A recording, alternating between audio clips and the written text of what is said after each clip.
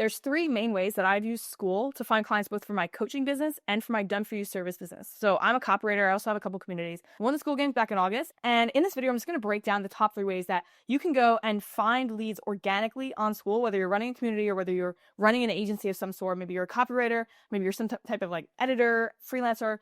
I don't care. There's multiple different ways that you can find clients on Skool, and it's becoming kind of like YouTube, where the leads there are some of the warmest leads that you will find on any organic platform. And obviously, after Hormozzi's book launch, the platform is growing faster than ever, so this video is especially relevant. So anyways, first way that you can find clients is by going into other people's communities. And no, I don't mean going and pitching. No, I don't mean like creating these fake value posts and just like basically hinting at the offer you have. Like genuinely going in and building a brand in communities. So having a personal brand on Skool is going to be step number 1. You can do that in as little as like a month by just going into relevant communities. So I'll give an example. Let's say you're running like, I don't know, maybe like a fitness offer and you target entrepreneurs. Well, think about any of the communities that those people would be in. It could be an entrepreneurial offer. It could be, an offer about, I don't know, maybe dating or good looks. There's so many tangential communities that are related to whatever offer you have that you can go in and basically just go to the places where your leads are. So another example of this is like, for a copywriter like myself, my leads are in AI communities, my leads are in video editing communities, my leads are in like offer creation communities, ad communities, and those are all different kinds of communities where I've found leads.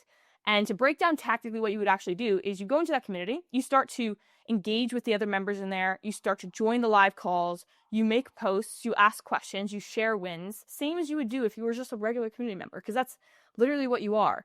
And so you go into these communities, you add value, genuine value, by backing it up with actual facts. So you don't just go and be like, here's the best way to write an about page. You'd be like, here's how I increase XYZ client or my own about page conversions doing this XYZ technique. And you share what you actually did. That's what I do a lot, is like I'll go and I'll share a client testimonial. At the start, I didn't have any client testimonials when I started copywriting. So I would just share what I was actually doing. And I was running my own community at the start. And so I could share tips and tricks that I was using my own about page, and I would measure conversions. I was measuring my email open rates, and all of the actual like tips I was sharing were backed up by what I was doing. And I think something I struggled with at the beginning was that really articulate that this stuff was backed up. So I was very much like coming at it from a preaching perspective of like, you guys should do this, you guys should do that. Nobody wants to be told like what they should do.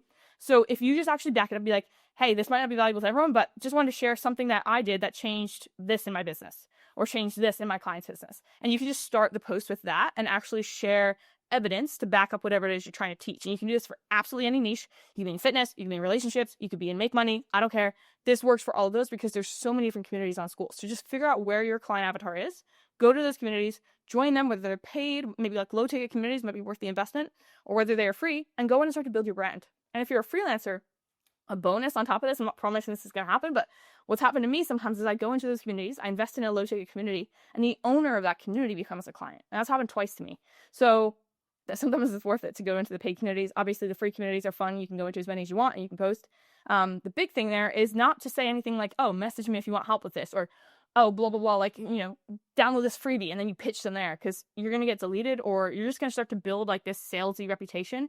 And I don't know about you guys, but I don't want that. So one thing you could do is like get people to ask you questions in the comments, which naturally, if you're sharing value, people are going to follow up with questions, how they can apply it to their own offer, or how they can apply it to their own fitness journey, whatever it is.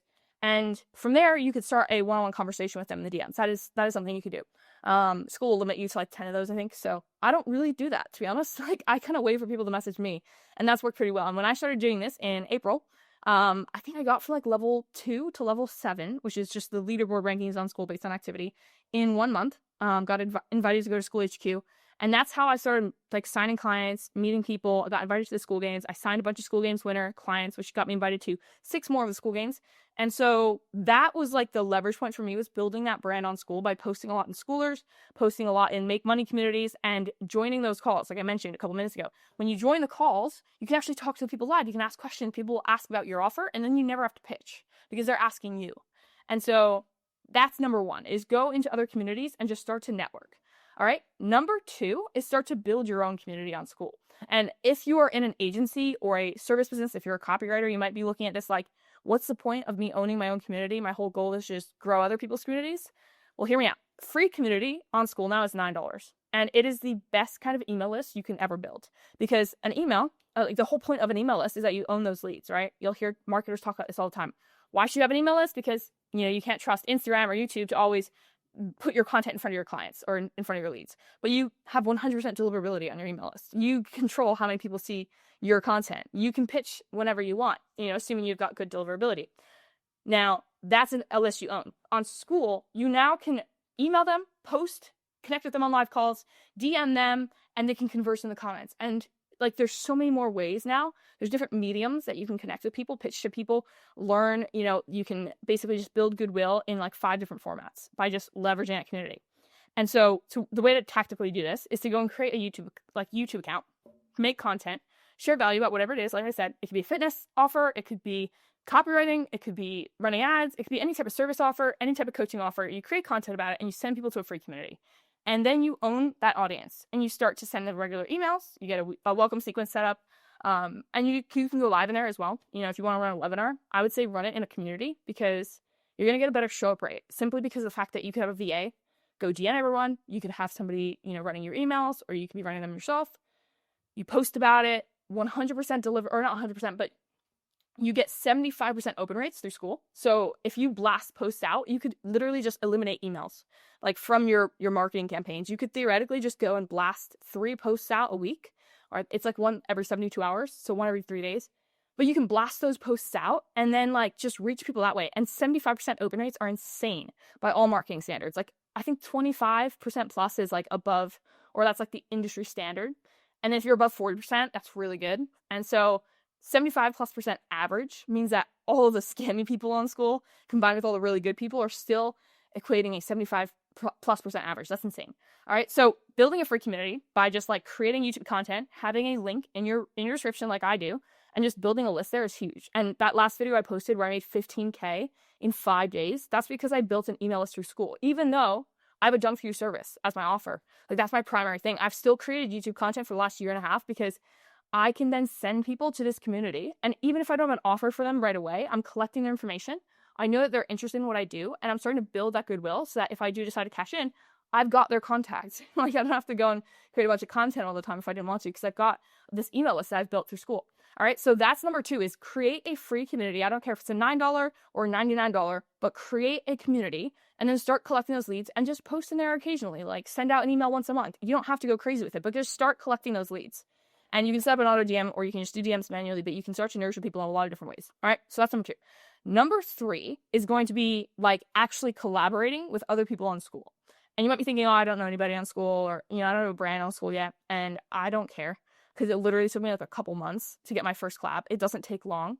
I started by going to communities. So I did number 1 first. I started by posting, building brand, and then I would reach out to people, or they'd reach out to me, and we would do these just joint calls. And I would go into a community and add value.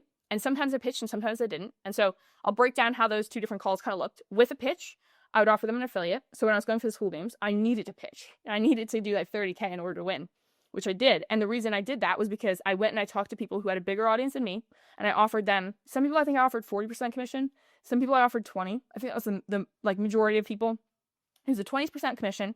And anyone that bought my 99 product, they would get $200. And so I now had this leverage, and the people I went and targeted were people that were not competitive to me, or didn't have competitive offers, but still had the same avatar in their niche. So for example, one of the guys I collaborated with, he is a copywriter, but he had built a community on Skool for business owners.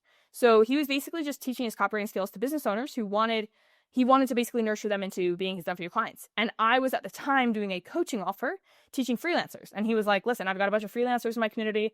I don't really help them. I help business owners. I don't do coaching. So if you want to come in and offer me an affiliate, then I'm happy to host you in my community. Did that. And I got a bunch of leads from there. And that was really cool.